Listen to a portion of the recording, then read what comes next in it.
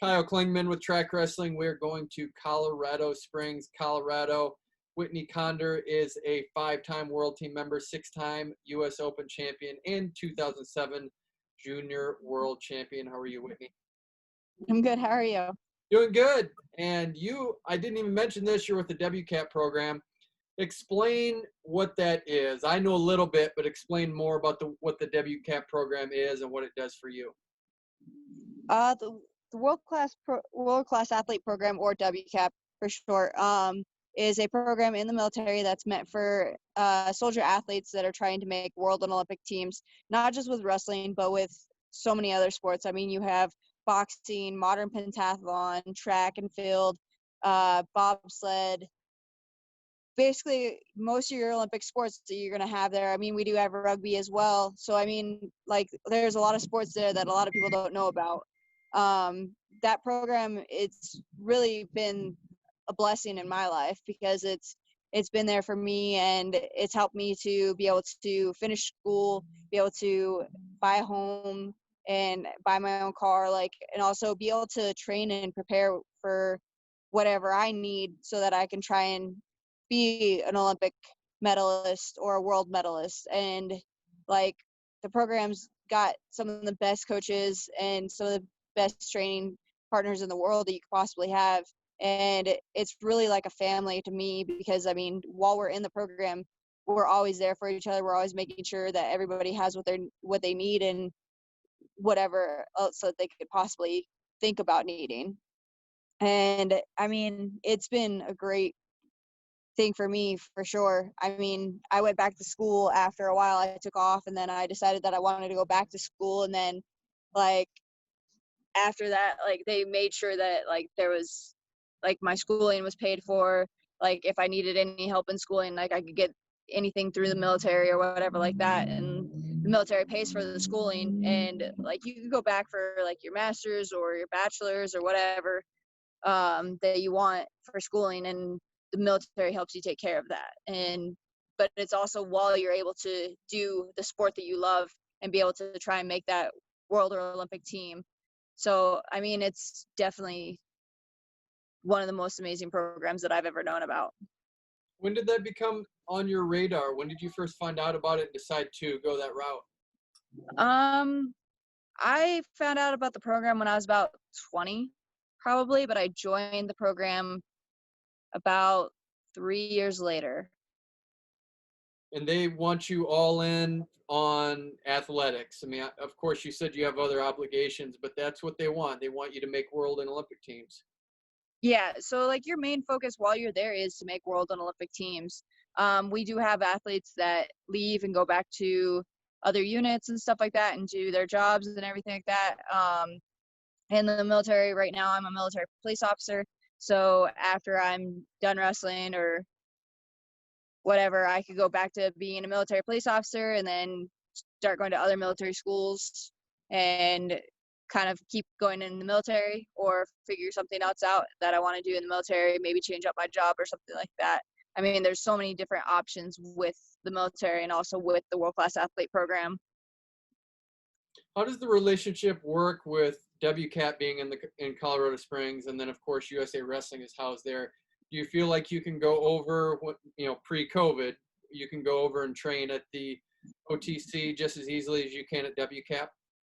Oh, definitely. I mean, we were there training with the athletes there every week. But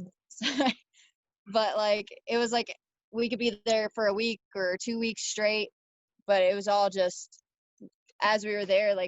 It was basically if our coaches wanted us there or if we wanted to go there, we were there. So, I mean, it was great to be able to train at both places for sure.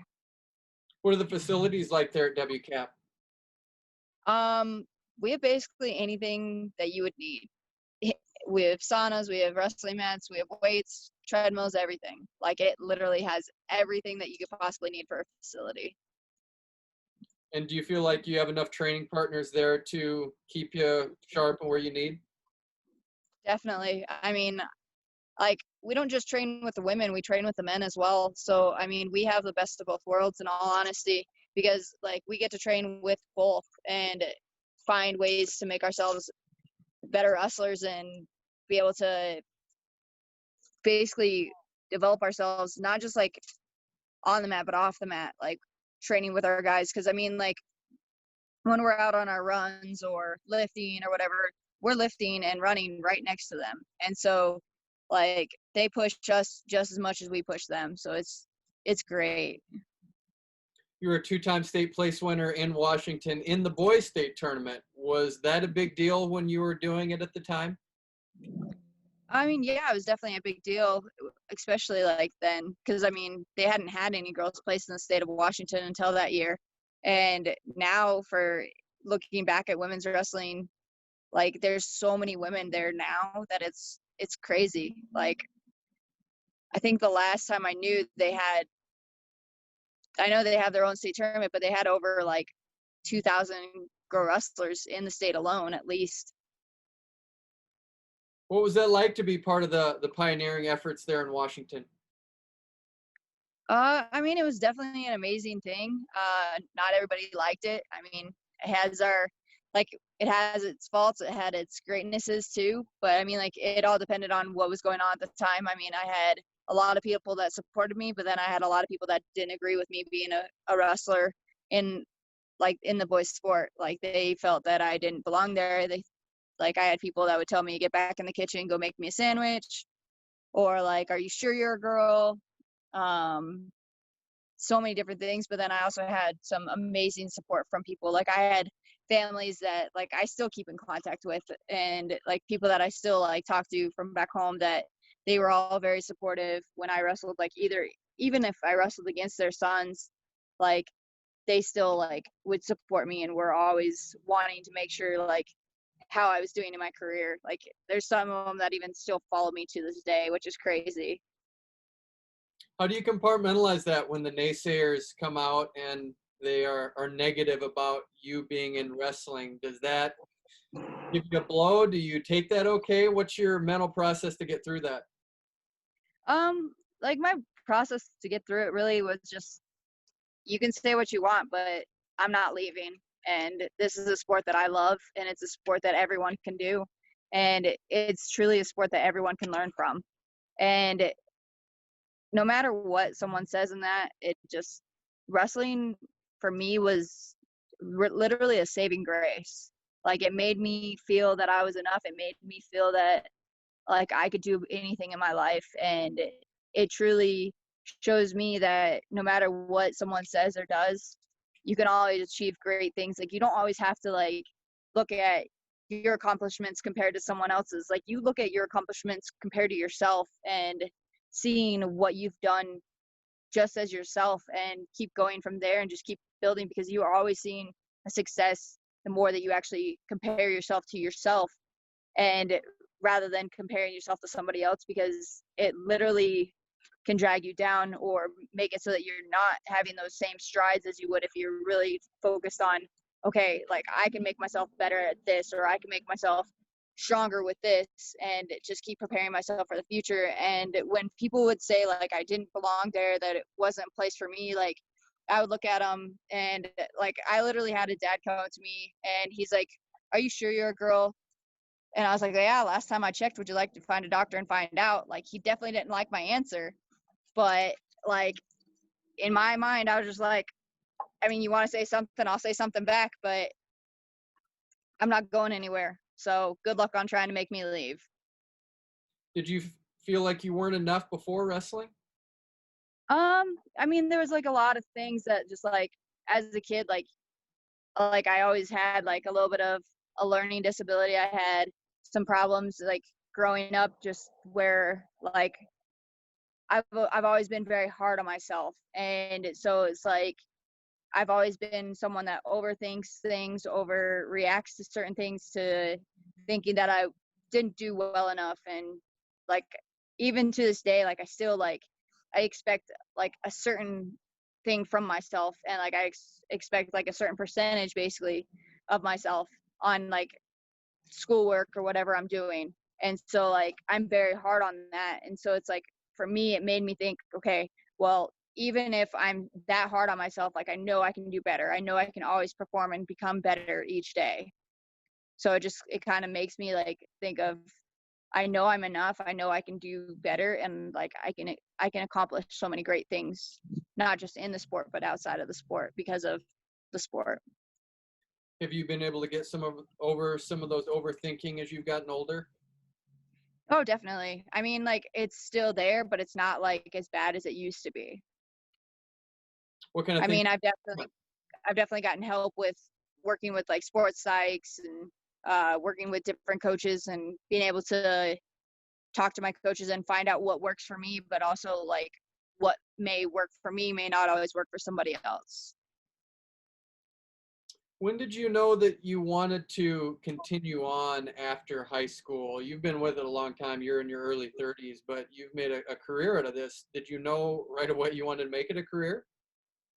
I mean, as a kid, I always like thought like I was like, yeah, I want to go to the Olympics. I mean, but like as a kid, I thought like I wanted to go to the Olympics as a wrestler, just not. It didn't matter if I was wrestling women or men. Like at the time, I was just like, I want to wrestle in the Olympics. But I mean, yeah, I mean, I kind of felt that I wanted to do it since probably late junior high, early high school, that I wanted to continue wrestling after I was done with high school. So What was it like having this get postponed for 2021? it's definitely been interesting. It's been interesting trying to find new training situations, trying to figure out like kind of like your new training and new daily routine because we've like I guarantee all wrestlers, like all of us, like we've had our routines down. We've had it where like we know where our weights are, we know where like our lifting kind of schedules are, like everything's like always having to change and trying to figure out like when we can get on the mat or how long we can be on the mat and who we can train with and who can't train. And it's been really difficult, but it's also been like a kind of a great learning experience to try and figure out not just like me off the wrestling mat, but also like figuring out like the great opportunities that I can have for training wise off, but also on the mat. And even if I'm not able to wrestle, like different workouts that I can get on the mat, even though I don't have a partner or something like that. Like it's been definitely a great learning experience and been a great time to really look inside of not just like as like me as a person, but also like look inside to see like how each athlete kind of handles it and see what they do to make the best of this time, even though it's been postponed for a year. As you know, they shrink down from 10 to 6 weight classes for the Olympic Games, and you made the last two world teams at 50 kilograms. Do you pay attention who's going to move down into your weight class? Yeah, I have paid attention to it. But I mean, all in all, like no matter who moves down or moves up or whatever happens in that day, that day is gonna be whoever's ready for it the most and who's ever willing to fight for every point. And I'm excited to see what happens that day. And like each of us, we all want it. We all want it bad, and we all want to make that team, and we all want to go and win an Olympic medal. So I mean, it's going to be an interesting time for sure. Do you like training with your competition? Um, Most of the time, yeah. I mean, when it gets real close to the competition, I'm not so big on training with them like a week or two out. But I mean, I don't mind training with them. Is this something you want to do another cycle, Olympic cycle? That I'm not sure of. I kind of am looking at, I'd like to start a family. I'd like to start a full future of having a job outside of wrestling, but I mean, it's a possibility, but kind of undecided on everything at the moment. What would a job outside of wrestling look like for you? Um, well, I want to coach, but there's also a program that's meant for kids that I want to start. That's a program that meant for kids with special needs to help them working on their mobility, movement, motion, kind of everything. Kind of almost like personal training with them, but also like helping them out like athletic wise and stuff like that. And like finding ways to motivate them and like allowing them to see what is possible for them in life and seeing that they could do so much more than they really expect, and also showing others that anyone can do basically anything that they want, that they put their minds to. And like, even though like most people wouldn't expect that out of them, but showing them what they can do. When did you get that heart for working with kids with special needs? I've taught kids through church and stuff like that since I was like 18. So I've taught kids that were in my class. Like I would have I've taught from like 18 months all the way till about 12 years old, like off and on since I was 18. And I've really loved teaching kids. I've really loved helping out. And then like I've gone into programs that like wrestling programs and stuff like that that had kids that would come in. And like one of my buddies, his name's Josh Dickerson. He's got a high school program that he's been coaching, but he took this year off to coach his son, Brian, in high school as an 8th grader. And he had a kid that came in with Down syndrome. And one of the funniest kids, one of the sweetest kids, one of the hardest working kids that I've ever met. And it was so much fun to like go in there. Like, even though I only got to work with him for a couple days, like it was so much fun to go in there and try and like work with him and help him out, because he was just so excited to learn, and he was trying to like literally take everything in that like I was teaching him, but like he may not have always understood it. But it was fun to learn to not just teach like the same way that I would try to teach every kid, but literally every kid learns differently. Every person learns completely differently. It's not always the exact same for each person. And so it was great to be able to understand and be able to learn how to teach someone like him, and basically try to understand him and find the best ways to help him out, not even just like on the mat but also off the mat. And it was just like one day that it's like it like kind of clicked of like, I want to do something like this. I want to be able to help kids out like this and be able to teach them and show them that they have so many opportunities in life and that they can achieve them if they put their minds to it. Do you want to move back to Washington? Yeah, I kind of do. I would like to move back to Washington. But actually, so I was talking about my buddy Josh. His kid is actually going to come and stay with me and be able to train down here. And he's actually going to wrestle with a program down here. So it's going to be interesting seeing how that goes and figuring everything out from there. I see you got a couple dogs roaming around there. Are those kind of like your children right now? They're definitely like my children right now. I mean, I've got 2, and then my roommate's got 1. Okay. What are their names? My 2 are Orion and Zaylee. Orion is 2.5, and then Zaylee is 5. And then my roommate's name is Harley, and she's 3. Okay. When you go out and people that don't know about wrestling see your cauliflower ear, do you get a lot of comments?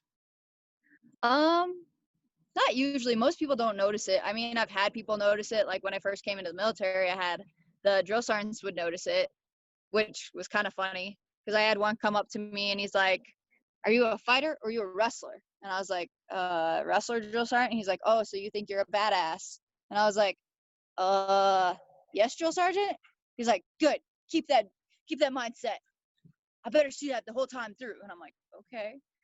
So like it was literally like day 1 when that happened. Like it wasn't even like towards the middle of the training or any of that. It was literally like day 1. So like, and like literally you're like, okay, what do I say? Like, how do I answer to this question? Because it's like, okay,